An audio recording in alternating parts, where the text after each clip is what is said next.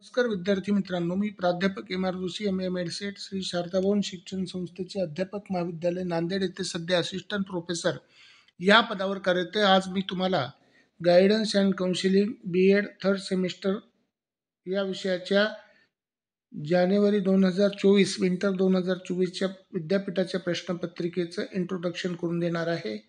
सुरुवातीला त्या ठिकाणी दिलेली माहिती वाचा।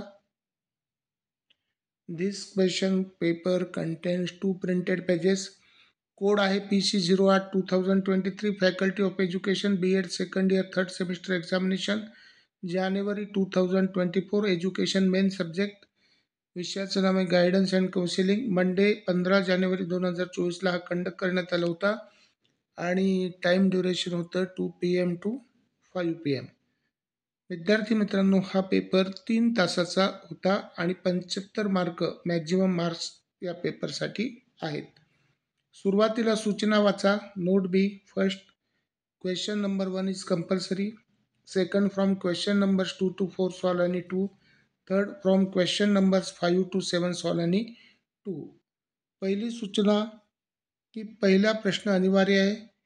दुसरी सूचना प्रश्न क्रमांक 2 ते 4 पैकी कोणतेही 2 प्रश्न सोडवा आणि तिसरी सूचना प्रश्न क्रमांक 5 ते 7 पैकी कोणतेही 2 प्रश्न सोडवा।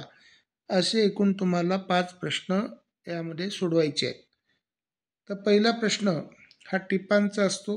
साधारणपणे 5 टिपा दिलेल्या असतात आणि 3 टिपा लिहायच्या असतात। 15 मार्कासाठी प्रत्येक टिप 5 मार्कासाठी। टिपेचं उत्तर 1.5 ते 2 पेजेस लिहिणं अपेक्षित आहे। Question number first, right short notes on any 3. A. Process of counseling. B. Objectives of guidance. C. Educational guidance. And D. Family counseling. Marathi वर्षनमध्ये दुसऱ्या पेजवर पाहूया। थोडक्यात टिपा लिहा। कोणते 3? समुपदेशन प्रक्रिया, मार्गदर्शनाची उद्दिष्टे, C. शैक्षणिक मार्गदर्शन आणि D. कौटुंबिक समुपदेशन।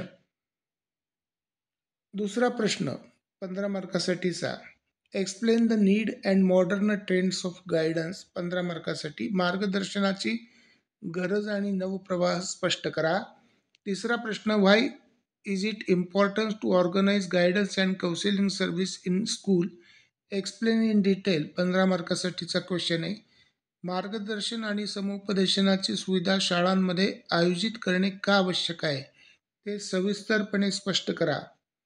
त्याच्यानंतर मित्रांनो चौथा प्रश्न आहे, explain the techniques of counselling. 15 मार्कासाठी समुपदेशनाची तंत्रे स्पष्ट करा।